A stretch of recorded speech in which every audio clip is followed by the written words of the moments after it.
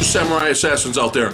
Fat Samurai Guy here with Lady Fat Blood, and today we are going to review Yakuza Apocalypse. Here's a quick plot synopsis. So apparently, Takashi Miike and some other guy got together and dropped acid, and then they filmed Yakuza Apocalypse. Yeah, that's the synopsis. Okay, so what we think we got out of the movie is that you have this one Yakuza slash vampire boss, okay, who's a badass with a heart of gold. He takes care of the town and all that while doing his gangster Yakuza vampire-ish things, okay? He gets jumped by a group of individuals that are known to be part of the syndicate, and they want him to come back. He refuses. He says, screw you guys. They kill him, they decapitate him, and then his protege, Kageyama, gets bit by his boss's decapitated head. Yes! Bites him in the neck, changes him into the next Yakuza vampire boss, and then our movie begins. Yeah. That's kind of what I got from the... I have some questions, Mr. Miike. I have them prepared. Had to make a list. Why does the vampire virus turn people into Yakuza vampires? And as an addendum to that, why are they their tongues go into the people's necks, but they don't have the fangs? But at the end, the Yakuza boss suddenly turns into like a traditional, like Bela Lugosi vampire, and he suddenly has fangs. That's question one. Question two. Why do we have a room full of men being tortured, and the ones who show the most resilience gets let go as sacrifices? And an addendum to that, why are there Bible quotes going on in that whole entire scene? Actually, in Miike's sense, I think I know some of that, but we might be able to talk about that one later. Why does Yayan Ruhian's character, the badass assassin, why is he dressed like he's on his way to an anime convention? Why did you make Mad Dog an otaku? Why does the Django type character only speak English throughout the movie? And he's the only one, and everybody understands him, and that's fine. How does the Yakuza brothers disappear and then randomly show up at the end of the film, arriving in a large truck that looks like it's about to be used at a rave concert, but with Gatling guns? This literally just shows up out of nowhere, and we're supposed to be okay with this. I really am okay with it, though. Why does the female Yakuza boss have pus shooting out of her ear after complaining about a sound of drippage throughout the film? And it pus literally like her whole head is pus. Why was the crazy drip pus filled head lady, Yakuza boss lady, growing children from the ground? Why is the world's toughest terrorist dressed in a frog suit?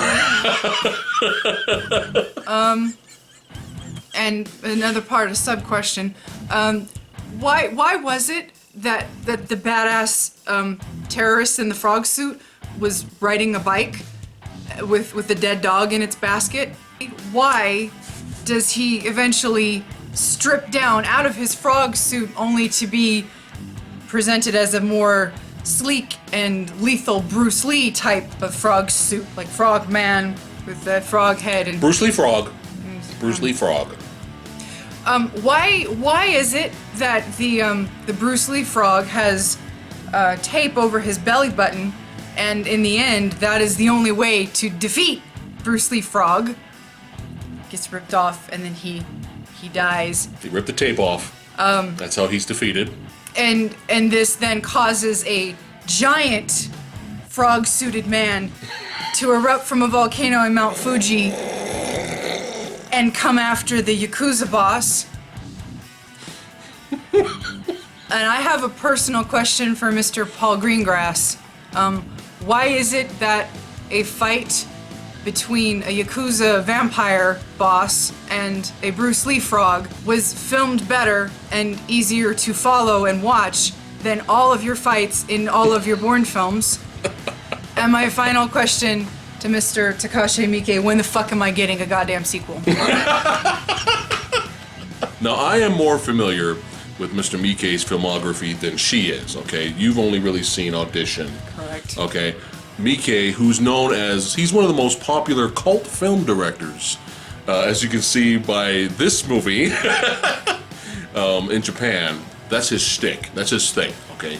Very weird, very bizarre type movies. Some of those that have deeper meaning, if you look for it.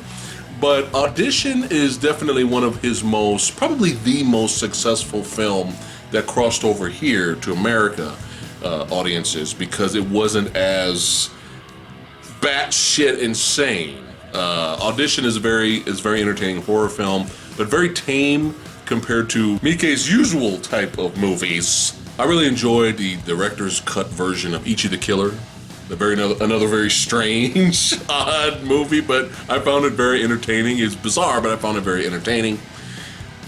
So some of his movies are hit or miss for me. Like, I enjoyed Ichi the Killer. I even enjoyed 13 Assassins, which is fucking badass. I still need to see that. And which is a very awesome remake, and a solid remake of Hara-Kiri. He did that as well, which is, it's not as good as the original, but it's solid, it's watchable. But he crossed over into serious filmmaking movie territory, so this guy's very talented. There's nothing crazy or batshit insane in 13 Assassins and Hara-Kiri. They're very traditional, serious samurai films, and I was very taken back by that. I was like, whoa, this is the same guy that did fucking Ichi the Killer? Like, what the hell? One of the examples of the miss is Visitor Q, okay? Don't watch Visitor Q, okay? It's fucking weird. And I just didn't really enjoy it. I was just like, what is this? What is this, Miike? I know the film has its fans, but don't watch Visitor Q. I didn't enjoy it at all. So you have Visitor Q and you have Ichi the Killer. Yakuza Apocalypse, for me, kind of falls right in the middle between both of those movies. Now, I watched it first, okay? I took the hit, all right? I watched it first, was completely stunned.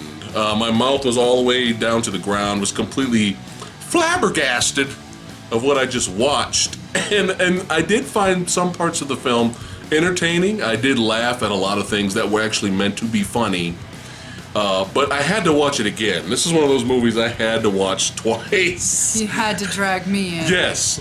So I was just like, you have to see this movie.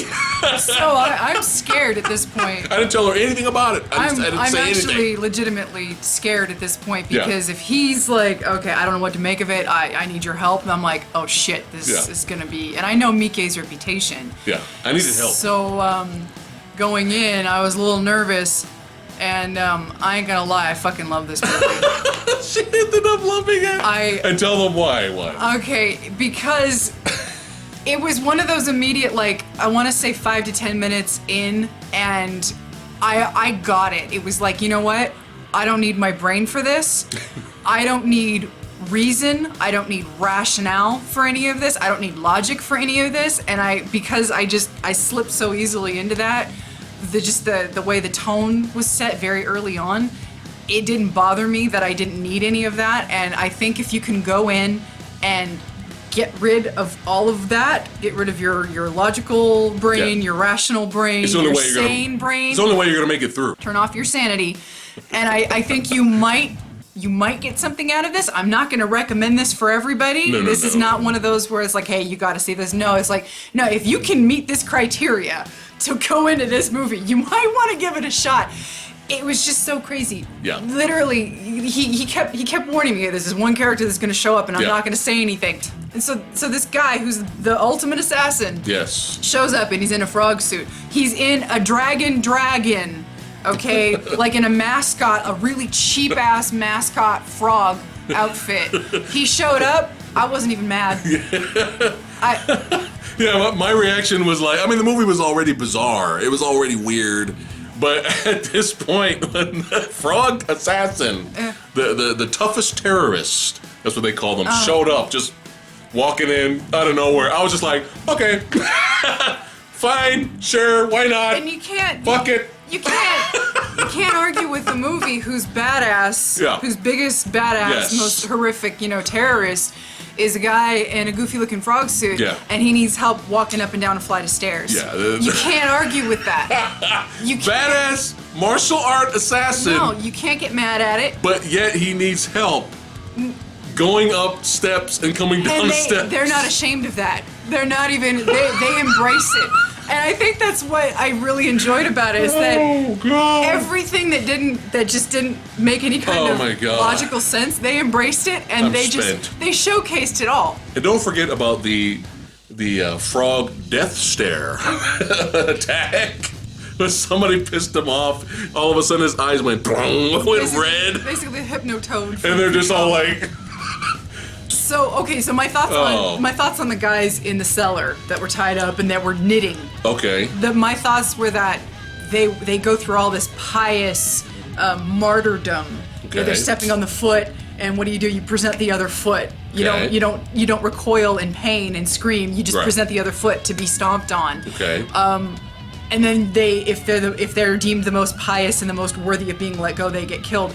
I think that's where the whole pure blood comes from. Okay. Because remember that was part of the vampires. Something makes sense. I know. What? Whoa, shit, my brain. Oh God, no. It makes sense because the vampires, they kept having this. They kept saying that the vampires, you have to drink pure blood. Okay. Because if you, it's like the easy part should be to drink the blood of the rival Yakuza or the bad people of the town or whatever, right? Like the bad criminals or whatever. Okay. But it taints you.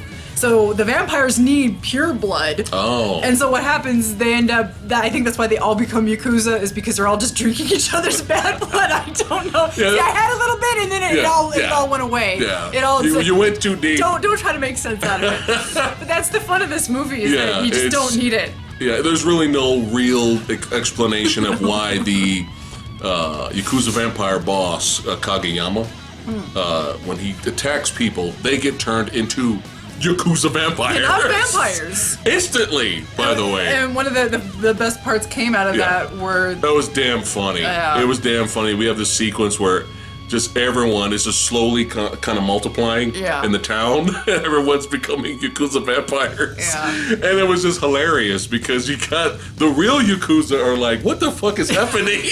And it was hilarious. Like, the real Yakuza's like going outside and you see trying to strong arm people, but and you see these two random dudes kind of walking like tough guys, and they're like, "Hey, stop walking like that. It's our walk." Just random, like a civilian was getting attacked or something like that, and so the Yakuza went to the police for help, and the police are sitting there gambling like they don't give a shit. Spread out, just like, oh. And they're like, "Hey, we're fucking Yakuza police now." It's like ridiculous. We're like, we're not doing shit. Oh. And I couldn't help but laugh. It's so ridiculous. Now the growing of the children shit, like the pus shooting out of her ear. The drip, no idea. No idea. I wish. She starts growing like she's pouring milk in the ground. Into the soil. She's trying to grow children because they need more pure, innocent something. It was like, we need more civilians because we need more civilians because the Yakuza can't survive without civilians, and civilians can't survive without Yakuza kind of taking care of them. It was something strange. Sure, fine. As you were. Now let's talk about the action sequences, the fighting sequences. They're solid. They're filmed pretty well. From the beginning towards the middle, the fight sequences are filmed well. It is fun to see Yayan, but looking all nerdy and Urkel-y and just what the fuckery otaku style. It's so goofy. It's so goofy. So beautiful. But he's still a badass with him fighting in there in his fighting sequences. He's still Yayan. He's still Mad Dog from the Raid. Obviously, though, the guy that steals the film is the guy in the fucking frog suit. The frog suit character steals the movie. That's so fucking weird to say that. You know how weird this sounds right now? Fuck the guy from the Raid. The guy in the frog suit stole the movie. And his fight with Kageyama at the end was the best filmed fight. You can see all the fight choreography. Yeah. So fucking weird, man. The best highlight of the movie, though, for us, where we were dying and in tears, was when one of the Yakuza guys challenges the frog guy. And the frog guy jumps up in the air and comes down anime chop style. Like it was filmed like it was like an anime, and we were dying. Because that was the last thing we were expecting to happen. Or for what the frog guy can do. So there's that. But diehard fans or huge fans of Yayan is probably going to be really disappointed. I was a little bit disappointed, actually, because I wanted more fighting from him. The movie was already fucking bonkers, but I still wanted to see more of him.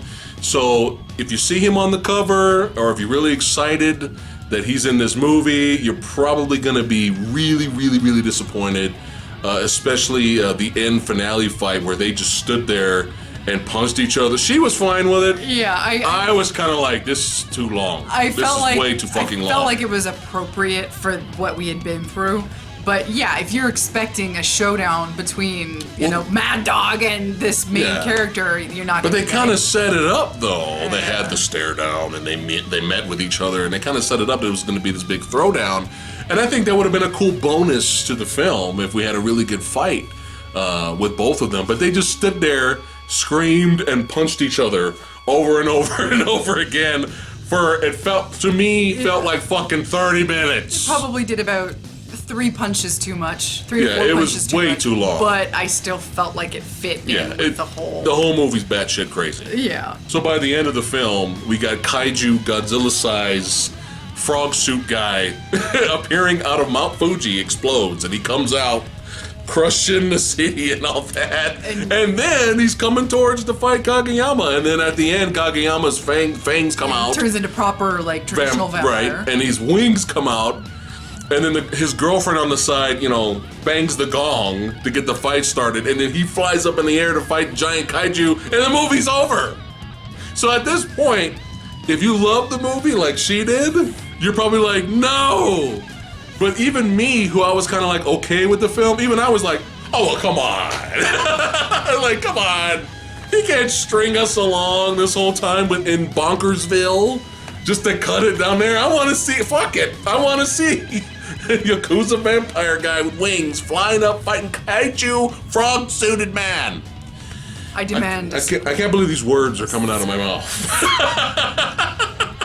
So, if you're really, really, really into insane, bizarre, strange, doesn't have to make sense to exist type of movies, just fucking bonkers, okay?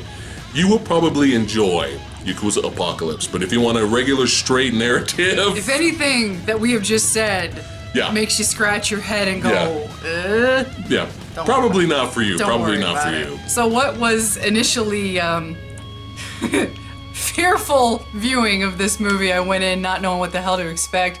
I came out very happy, a little too giddy. I love this movie a little too much, and in the tradition of Takashi Miike's What the Fuckery and this gift to us from the god of insanity himself, Mr. Miike, I give this movie a 10 out of 5. For me, it's just strange. It's very odd, but I did actually find some entertainment out of it. Some things actually did make me laugh. The frog-suited character, I don't think I'll ever forget. It'll be a long time, but I don't think I'll ever forget a character like that. So for that alone, I give Yakuza Apocalypse 3.3 out of 5 ninja stars. Alright, that's it for today's episode of The Movie Dojo.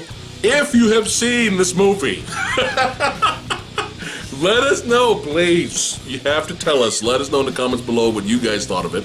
And we'd like to give a really huge shout out to Treveno Kali, who was cool enough and badass enough to donate this movie to the show for us to review. Thank you, Treveno. We'd like to thank all you guys for watching. You guys rock. And we'll see you guys next time for our next review of Hard Target 2. See you next time. Like, share, subscribe. Like, share, subscribe.